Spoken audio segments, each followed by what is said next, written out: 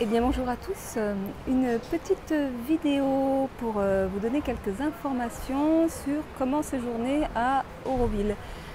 Donc je suis toujours à Auroville et qui se trouve donc à une dizaine de kilomètres au nord de Pondichéry, en Inde, dans le Tamil Nadu.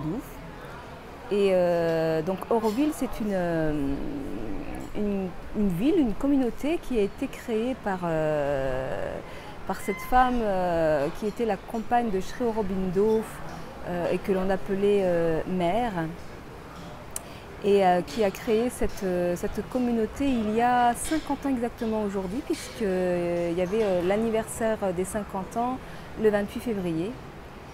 Et cette communauté a émergé de rien, puisqu'à la base, ça a été construit sur un véritable désert, il n'y avait strictement rien. Et aujourd'hui, on y retrouve des forêts, une véritable savane, une faune, enfin c'est très vivant, c'est très... voilà, il y a vraiment quelque chose d'extraordinaire qui s'est passé. Et aujourd'hui, cette communauté a donc 2500 habitants de 35 nationalités différentes, dont des Indiens également. Donc dans Auroville, il y a à proprement dit la communauté, mais on peut tout à fait habiter Auroville sans faire partie de la communauté. Pour faire partie de la communauté, c'est tout un processus bien particulier, parce qu'effectivement, on ne devient pas aurovillien comme ça à l'improviste. C'est tout un protocole à suivre, et si j'ai bien compris, la première étape, c'est de venir passer quelques mois, entre 3 et 6 mois, dans ce qu'on appelle une guest house, hein, c'est une espèce il y a plein de petits hôtels ici, ou des chambres, ou des colocations, il y a plein de choses, on peut trouver vraiment plein de choses à tous les prix.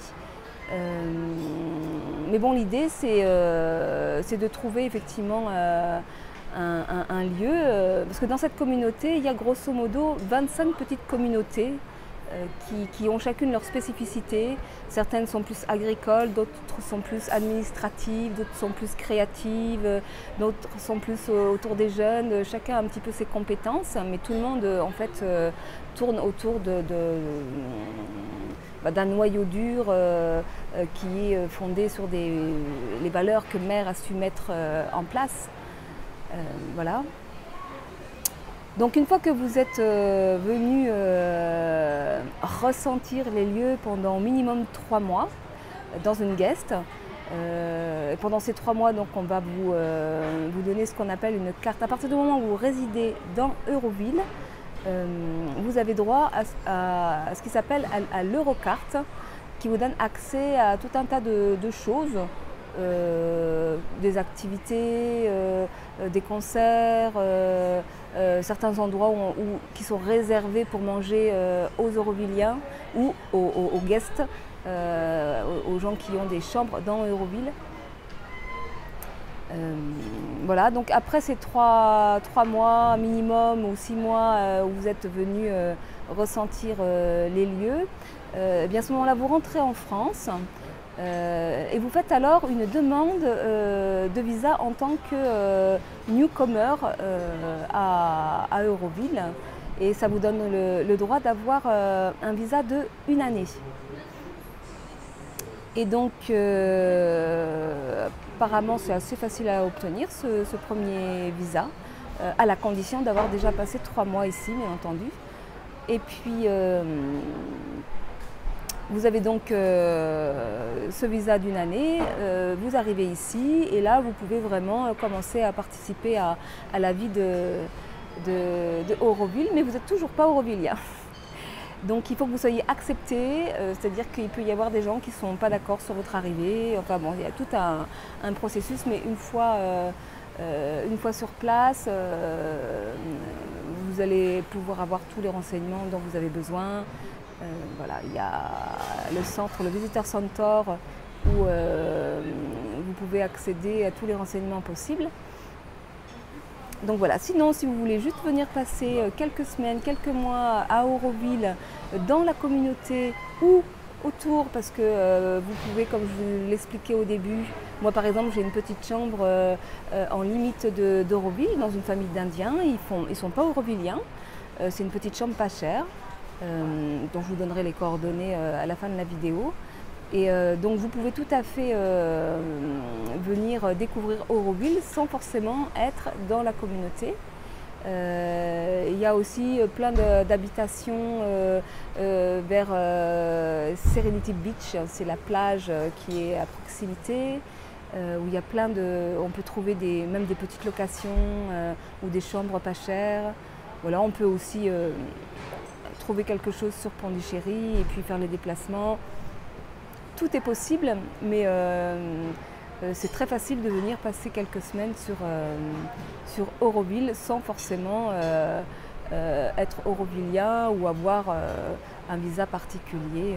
Bon, il faut savoir aujourd'hui qu'en Inde, vous avez la possibilité soit de faire un visa pour un mois, ce qui est maintenant ils font les e-visas, donc on peut demander ça par internet, c'est très rapide, ça coûte 80 € et vous l'avez en une semaine. Soit vous faites une demande de visa pour 6 mois. À ce moment-là, il vaut mieux aller en agence spécifique. Ça coûte un peu plus cher, 150 €, moi j'ai payé. Et donc c'est un visa à entrée multiple qui vous permet de rentrer et de sortir. Mais ce qu'il faut savoir, c'est que il y a un nouveau Premier ministre là, qui a changé un peu les plans au niveau du tourisme, et même si vous avez un visa de 6 mois, il faut sortir au bout de 3 mois, même si vous avez un visa de 1 an, parce que parfois on peut avoir des visas d'1 an, il faut sortir tous les 3 mois, donc vous pouvez aller au Sri Lanka, à Bangkok, c'est pas très loin, pas très cher, ça fait des petites virées, mais on est obligé de sortir du pays au bout de 3 mois pour rentrer. Par contre, lorsque vous avez votre visa d'aurovillien, enfin de newcomer, d'une année, là, il n'y a pas de problème, vous n'êtes pas obligé de sortir. Donc, si vous venez habiter à Auroville, si vous devenez aurovillien, cela implique d'avoir un minimum d'argent pour pouvoir construire sa maison. Il y a parfois des maisons à vendre, on peut trouver aussi des chambres à louer. Au départ, si on n'a pas forcément l'argent pour construire, on peut louer, mais ça veut dire louer, c'est toujours dans des temps limités. C'est vrai que l'idéal, c'est d'arriver quand même avec son budget pour pouvoir construire sa maison. Et puis l'autre critère qui n'est pas moindre, c'est que lorsqu'on décide de vivre ici, on s'engage à reverser une partie des sommes que l'on gagne à Auroville. Je crois que c'est entre 10 et 30 %, je ne me souviens plus exactement. Mais ça, il faut le savoir, c'est-à-dire que devenir aurovillien, c'est aussi un chemin d'évolution spirituelle. C'est comment je m'agrandis aussi au contact avec l'autre, avec le cadre dans lequel je vis. Tout n'est pas tout beau, tout rose et tout gentil ici, c'est comme partout. Mais si on a conscience que l'autre est le miroir de mon monde intérieur, ça devient une aventure extrêmement riche et passionnante qui peut nous permettre effectivement cette rencontre avec nous-mêmes. En tous les cas, la philosophie et toute l'approche de Mère et de Sri Aurobindo est très intéressante et donc fondatrice de cette communauté. Eh bien, j'espère faire une émission très prochainement avec un aurovillien que j'ai rencontré ici, qui nous parlera un petit peu justement de cette spiritualité et des valeurs fondatrices de Auroville. Donc voilà, en tous les cas, vous pouvez aller trouver plein d'informations sur le site de Auroville.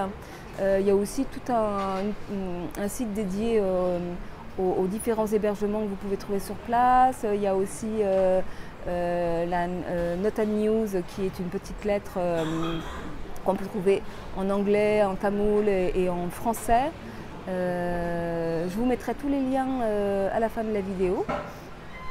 Voilà, moi aujourd'hui je passe ma journée au Mango Hill, qui est un hôtel-restaurant avec une piscine absolument magnifique. Et je profite de ma dernière semaine là, puisque je rentre le 16 avril en France. Alors quelques images de la piscine du restaurant pour vous donner un peu envie, vous faire rêver 5 minutes quand même. Voilà une piscine avec un superbe arbre au milieu. Donc ici, là, sur le côté, il y a de quoi faire des soins ayurvédiques, des massages. Il y a aussi un sauna et un hammam. Et sinon, donc, voilà.